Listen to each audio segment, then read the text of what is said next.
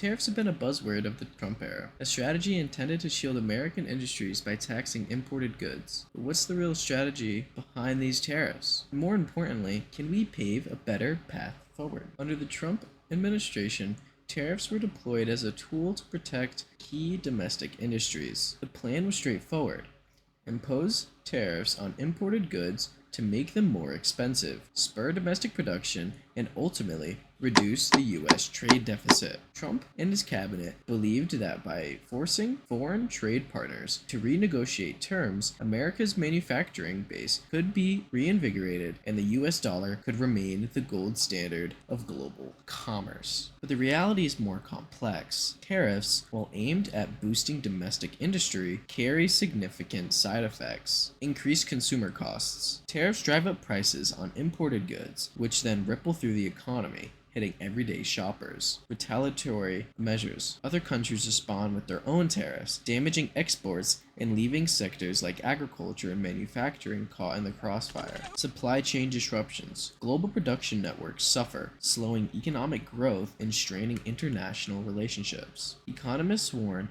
that these measures, rather than fostering resilient growth, could even nudge the U.S. towards a recession, hurtful for the very workers and businesses they claim to protect. Now imagine an alternative, a Confluencist path that leverages modern blockchain technology to create a cooperative, resilient reserve system. Instead of relying on blunt fiscal tools like tariffs, this model proposes a specifically designed cryptocurrency used exclusively for intergovernmental transactions. Here's how it works. Converting reserves. Foreign nations holding substantial US dollars would convert those reserves into our exclusive blockchain coin. This initial conversion channels hoarded US dollars back into a controlled, purpose-built digital asset backed by collaboration. The coin, mined only by participating governments, becomes a stable reserve asset, immune to the wild fluctuations of public cryptocurrencies. A fair exchange mechanism. With an agreed upon conversion rate, once US dollars are swapped for the coin, countries use the coin to settle international trade. Over time, the value of the coin is directly translated into each nation's domestic currency, ensuring that it stands as an independent benchmark. But there's much more. As the US reclaims US dollars from abroad through this blockchain conversion, we unlock a dual advantage. First, the influx of reclaimed US dollars increases domestic liquidity. With more dollars circulating in the economy, we're poised for a controlled devaluation of the currency, a strategic move that boosts American exports, revitalizing local industry, and brings down prices at home. In this controlled scenario, rather than triggering runaway inflation, the devaluation is carefully managed to ensure that higher wages and lower consumer costs go hand in hand. Now consider the reinvestment strategy that follows with these recovered dollars back in hand. The government can channel funds into supporting worker-owned businesses and local industries. These enterprises that typically offer better treatment for workers, shared profits more equitably, and stimulate the community economy. Worker-owned businesses are not only more resilient but also foster an ecosystem where innovation and fair wages translate into robust consumer spending. In effect, as the US dollar is subjected to a measured devaluation, export competitiveness rises, domestic industry get a much-needed lift, and everyday Americans see the rewards in form of lowered prices and stronger purchasing power, paving the way for a revitalized, dynamic economy. Trump's tariff strategy aimed at protection by creating economic pressure, but it comes at a high cost in consumer prices, strained relationships, and vulnerable global supply chains. In stark contrast, the Confluencism crypto model reclaims US dollars by converting foreign reserves into a shared digital asset. We regain dollars that the US government can reinvest into domestic prosperity, spurring controlled devaluation that makes American exports more competitive and reduces domestic prices.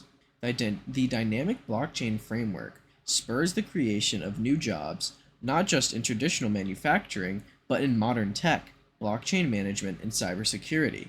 Worker-owned businesses and local industries receive the capital and support they need to succeed, translating into lower prices, higher wages, and stronger purchasing power for these Americans. It's a future where economic leverage isn't wielded through punitive tariffs, but through strategic, multilateral collaboration, a balanced, innovative solution that fuels growth, empowers workers, and redefines global trade relationships.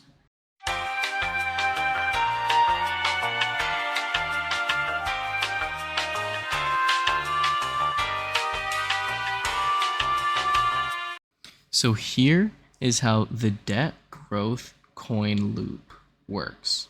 See, this is how simply I can explain it.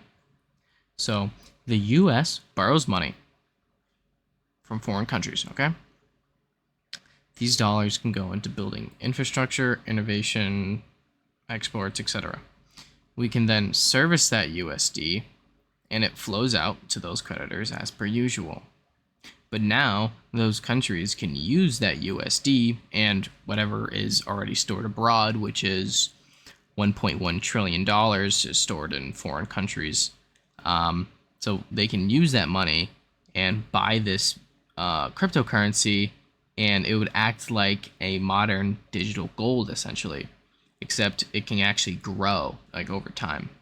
So their coin holdings grow in value over time, which gives them a long-term reserve asset, a growing. Meanwhile, we reclaim the USD they use to buy coin and can use it to service more debt, stimulate the domestic economy, or even collateralize further borrowing. And because more coin is being minted, we can responsibly issue more USD. As the coin expands, more room to expand USD supply without inflationary shock. This mirrors how gold once gave us an issuance ceiling, but now the ceiling grows dynamically. So now we're going to talk about the global win-win scenario with this. Foreign countries benefit by holding an appreciating liquid asset that grows as trade grows. The US benefits by recycling capital, stimulating domestic growth, and easing debt pressure without excessive taxation. USD devaluation is controlled, but also used tactically to boost US exports, reduce real debt burden, and incentivize holding coin instead of raw cash. And yes, this forms a self-sustaining loop. Loans, growth, debt service in USD, coin conversion, reclaimed USD, repeat. This becomes an opportunity for foreign nations to grow their coin reserves. That anchors their trust in the system and gives us fuel to reinvest. Confluencism isn't about choosing sides. It's about choosing progress. By exchanging outdated strategies for a forward-thinking, technology-driven reserve system, we can secure a stronger, a fairer economic future. This is more than reform, it's evolution. Welcome to Confluencism 101. Like, subscribe, and join us as we pave the way for tomorrow's global economy.